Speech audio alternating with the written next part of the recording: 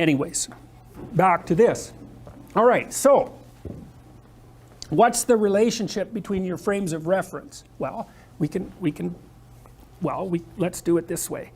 Let's see if I can think of a good example. Why did you get up this morning?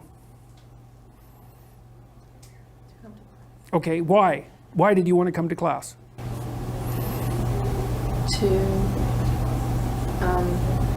This class? Yes. Okay, so why do you want to come? This is a serious question. Why did you want to come to class? To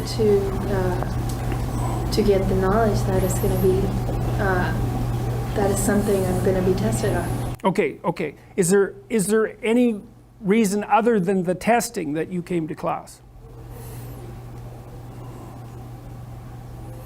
It's okay. You can. This is not a trap. You can say whatever you want. They're just straight questions.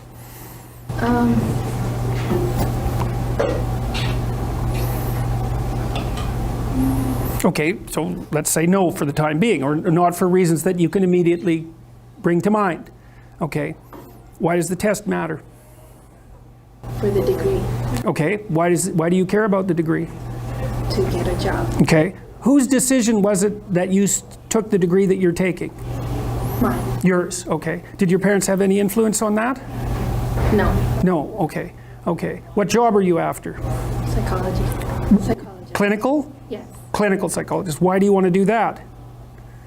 Again, I'm going to question you till you run out of answers. You will run out of answers. So if this is the time, that's fine. Why do you want to do clinical psychology? To help people. To help people. Okay. Why is that more important to you than making money?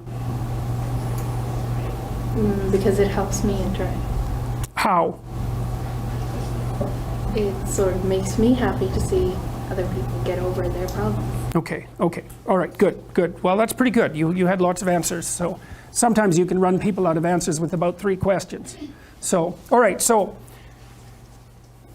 small action perception nested in larger action perception, nested in larger action perception, all the way out to, well, till you run out of answers, fundamentally, right? So, and that's where, at the edge where you run out of answers, that's where metaphysics takes over. Because you're not in a rational domain anymore. You're in a metaphysical domain at that point. And so you have implicit assumptions that you don't even know about that are working on the fringes.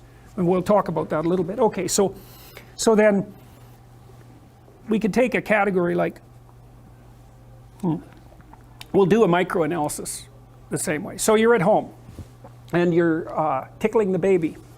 All right, so we'll note first that's not an abstraction. Right, there's an actual baby and you're moving your fingers, and so that's not just an abstract conceptualization. It's also where your consciousness ends. You're tickling the baby, but you don't know how you're doing it. You don't know the musculature. You don't know how to manipulate the little organs and everything. You can just do it. So bang, you're out of the perceptual domain at that point. It grounds out in voluntary action. All right, so you're tickling the baby. What are you doing when you're tickling the baby? Well, you're making the baby laugh. Okay, that's one way. You're playing with the baby. Okay, so fine. That's a subset of the activity play with baby. And you can play peekaboo with the baby, you can tickle the baby, you can clean the baby. And all of that can be part of playing.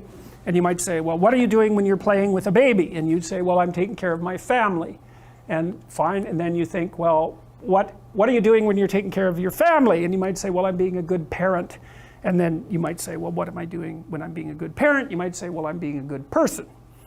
And then you could say, well, why should you be a good person? But we won't go any farther than that. It's because you can see that that's sort of in some sense, that's an ultimate level of abstraction.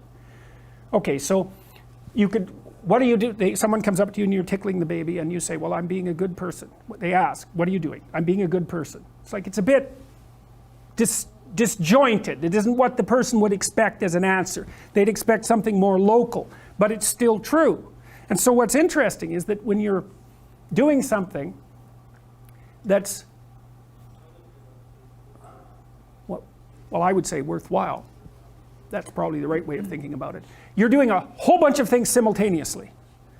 And you're not really aware of all those things, but you are in some sense, because if someone might come along and say, well, what kind of idiot tickles a baby like that? It's like, well, what have they said? Well, they've kind of nailed you here down on the micro tickle level, but they're sort of also taking a pretty good crack at this high level system as well. Now, and that's a problem. So let's say, well, good parent is a subset of being a good person, but there's all sorts of other. Maybe you have to be a good partner. Maybe you have to be a good daughter. Maybe you have to be a good niece. You know, your ability to function as a good person is composed of a very large number of hierarchically nested subsystems. And so when the person goes, only an idiot would tickle the baby like that, and they go after that, you might think, well, how upset should you get?